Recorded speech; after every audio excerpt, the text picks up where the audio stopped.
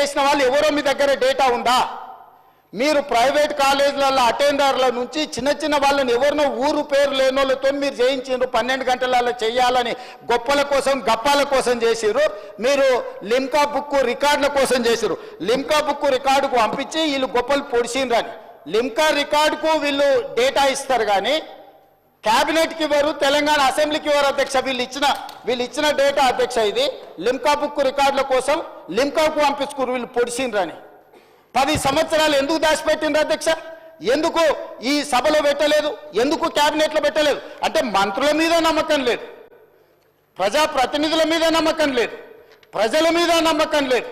మీరు మీ దగ్గర దాచిపెట్టుకొని మీ కుటుంబమే సమాచారాన్ని అడ్డం పెట్టుకొని అన్ని రకాల అరాచకాలు చేసి ఈరోజు ప్రభుత్వం చిత్తశుద్ధితోని ఒక మంచి పాలసీని తీసుకొచ్చినప్పుడు ఆ విషయం మాట్లాడుకుంటే 10 సంవత్సరాలు మీరు చేసిరు. లిమ్కా బుక్ రికార్డ్స్కి అవసరం ఉందా అధ్యక్ష? ఇది లిమ్కా రికార్డ్స్ ఈరోజు బీసీలకు న్యాయం చేస్తుందా? అంటే ఎట్లా తయారైంది అధ్యక్ష? అంటే వీళ్ళు ఎంతసేపు ఉన్నా ఉద్దర గప్పాలకు అలవాటు పడ్డారు అధ్యక్ష.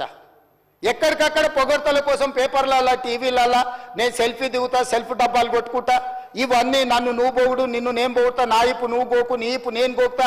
ఎంతకాలం ప్రజల్ని మోసం చేస్తారు అధ్యక్ష? మాట్లాడలేకపోవచ్చు అక్కడ ఉన్న మా బీసీ మిత్రులు, కానీ వాళ్ళ మనసుకు తెలియదా ఈరోజు ఈ ప్రభుత్వం చేస్తున్న ప్రయత్నం? ఎవరైనా ఈరోజు ప్రతిపక్షాలు డిమాండ్ చేసిండ్రు అధ్యక్ష మమ్మల్ని? మేం బాధ్యత తీసుకొని ఈ ప్రక్రియ మొత్తం పూర్తి చేసి మంత్రివర్గంలో పెట్టి ఆమోదింపజేసి సభలో పెట్టి సభ ద్వారా మొత్తం దీన్ని ఆమోదించి వాళ్ళందరికీ స్థానిక సంస్థలలో కాకుండా విద్య ఉద్యోగ ఉపాధి అవకాశాలలో రిజర్వేషన్లు పెట్టాలని మేం తాపత్రయపడుతుంటే మమ్మల్ని తప్పు పట్టేది ఏంది అధ్యక్ష? ఇదెక్కడ న్యాయము? ఇదెక్కడి పద్ధతి? మీ కుటుంబానికి నచ్చకపోతే ఇక బలహీన వర్గాలకు అసలు ఏం మంచి జరగొద్దా? ఈరోజు ఈ డాక్యుమెంట్ మీద నేను ఒకవేళ వాళ్ళు చర్చకు పెడదామంటే రేపు ఎప్పుడు చర్చకు పెడదామో చెప్పమని ఉంది అధ్యక్ష. దీనికి ఉన్న సాంకేతికత ఏంది, దీన్ని చేసింది ఏంది, దీన్ని ఎక్కడ కంప్యూటరైజ్ చేసిండ్రు, ఎక్కడి నుంచి తీసుకొచ్చిండ్రు, ఇదంతా ఇప్పటి వరకు ఈ డాక్యుమెంట్ అనేది ఏదో ఒక వెబ్సైట్లో ఎవరో పెడుతున్నారు. ఇది అధికారికంగా నేను ఎందుకు కోట్ చేయలేదంటే వాళ్ళు రేపు ఇది చేస్తే నువ్వు ఎక్కడి నుంచి తెచ్చినావు అని అడుగుతారు. సోర్స్ ఆఫ్ డాక్యుమెంట్ నేను చెప్పలేను. ఇప్పుడు 9.5 సంవత్సరాలు మంత్రిగా పనిచేసిన ద గ్రేట్ ఆయన ఎవరో మంత్రి గారు చెప్పినందుకు ఇప్పుడు ఇది అఫీషియల్గా నేను మాట్లాడుతున్నా అధ్యక్ష. ఇది ఎక్కడ పబ్లిక్ డొమైన్లో అధికారిక వెబ్సైట్లలో లేదు. కేవలం ఆ కుటుంబం వాళ్ళ ట్రెజరీలో పెట్టుకొని ఎన్నికలు వచ్చినప్పుడు ఈ వివరాలను వాడుకొని వాళ్ళు రాజకీయం చేసిరు. మేము అట్లా చేయడం లేదు. అక్బరుద్దీన్ ఓవైసీ గారు ఏదైతే ఈ నివేదికను అడిగినరో, నివేదిక 4 వాల్యూమ్ల రూపంలో ఉంది. 3 వాల్యూమ్స్ ప్రక్రియ విధానము చేపట్టింది, డీటెయిల్స్ ఉన్నాయి. 4వ వాల్యూమ్లో మాత్రం ఇండివిజువల్ వివరాలు ఉన్నాయి అధ్యక్ష. ఇండివిజువల్ వివరాలు ప్రజలకు ఇవ్వడానికి వీలు లేదు. ప్రభుత్వానికి ఆ వ్యక్తికి మధ్యలో ఉన్న సమాచారము ప్రభుత్వం కాబట్టి ప్రభుత్వం మీద నమ్మకంతో ఇచ్చారు. ప్రభుత్వం కస్టోడియన్. ప్రభుత్వం cannot disclose every document, every detail to every individual. So దయచేసి అక్బరుద్దీన్ ఓవైసీ గారిని అర్థం చేసుకోమని నేను అడుగుతున్నా. ఇండివిజువల్ డేటా కాకుండా మీకు ఏం కావాలన్నా మొత్తం ఇస్తాం, కంపెల్ చేసి టోటల్గా రిపోర్ట్ ఇస్తాం. మీకు ఇంకేమైనా అనుమానాలు ఉంటే కూడా నివృత్తి చేస్తాం. దయచేసి బీసీల జనాభా పెరిగింది మా సర్వేలో, మైనారిటీల జనాభా పెరిగింది మా సర్వేలో. మేము పక్కా సమాచారాన్ని సేకరించినాము. 2011 తర్వాత జనాభా లెక్కలు జరగలేదు. జనాభా లెక్కలు కూడా కేంద్ర ప్రభుత్వం ఇచ్చిన ఒక అంచనా ప్రకారం ప్రతి సంవత్సరం 1.20 మాత్రమే పాపులేషన్ పెరుగుతూ వచ్చింది. పాపులేషన్ అనేది స్టెబిలైజ్ అయిపోయింది.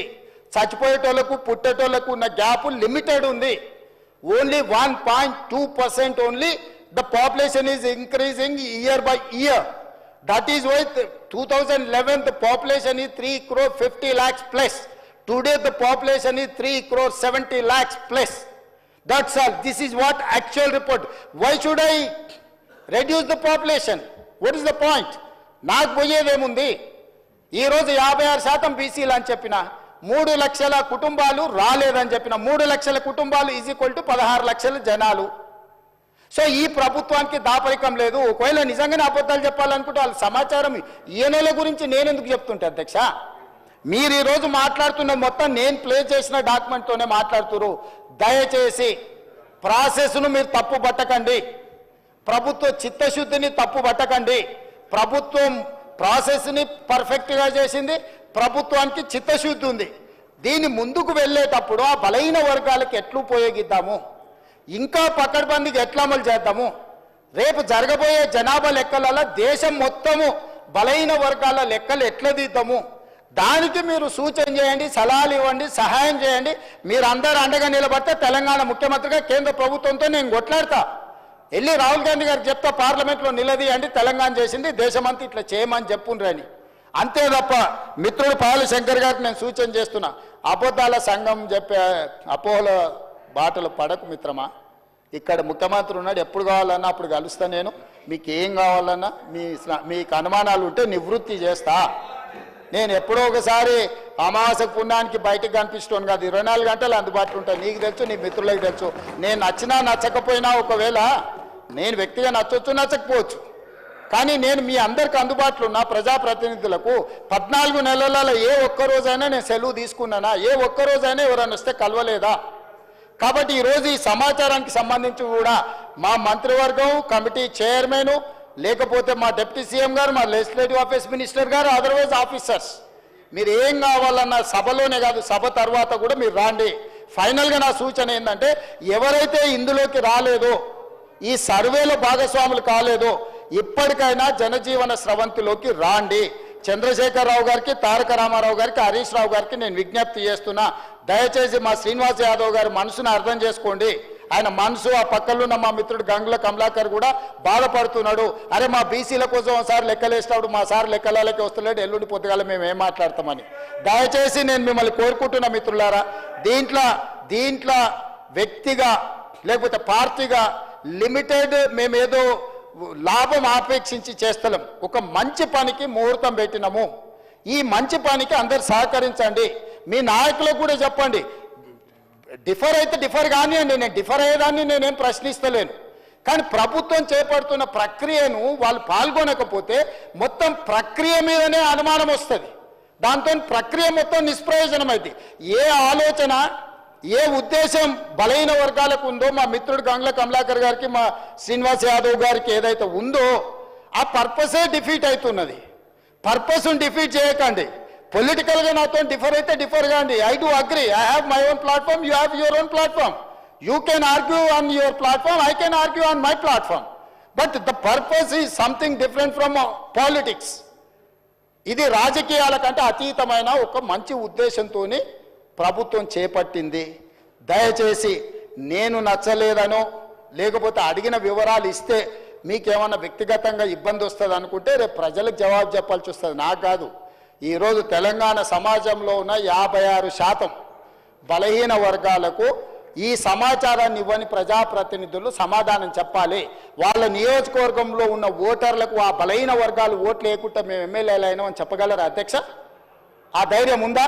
ఇవాళ బలహీన వర్గాలు, దళితులు నాకు ఓటేస్తే నేను ఎమ్మెల్యే ఇక్కడ కూర్చున్నా అధ్యక్ష.